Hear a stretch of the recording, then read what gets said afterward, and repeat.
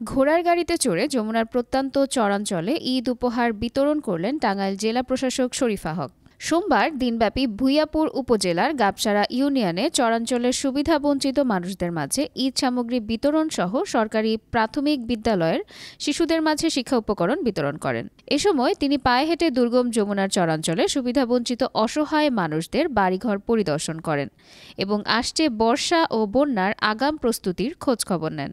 এ সময় ভূঁইয়াপুর উপজেলা নির্বাহী কর্মকর্তা আবু আবদুল্লাহ খান, সহকারী কমিশনার তরিকুল ইসলাম সহ আরও অনেকেই উপস্থিত ছিলেন। টাঙ্গাইল জেলা প্রশাসক শরীফা হক জানান, মানুষগুলো সুবিধা বঞ্চিত এবং পিছিয়ে পড়া, তাদেরকে কি করে আরো এগিয়ে আনা যায়, তাদেরকে কি করে আরেকটু স্বাচ্ছন্দ্য জীবন উপহার দেওয়া যায়। তো সেই লক্ষ্যে আসলে এই প্রত্যন্ত চরাঞ্চলে ছুটে আসা, সরকার থেকে যে বরাদ্দ এসেছে, আমার কাছে মনে হয়েছে যে এই এলাকার মানুষ যথেষ্ট বন্যা কবলিত থাকে এবং তাদের এই সাহায্যটা খুব প্রয়োজন হয়। তো সে কারণে আসলে এই চরাঞ্চলকে বেছে নেওয়া। তো আমাদের সর্বোচ্চ চেষ্টা থাকবে যে এই মানুষদের জীবন যাত্রার মান উন্নয়নে যা কিছু প্রয়োজন, আমাদের পক্ষ থেকে সেই প্রচেষ্টা থাকবে।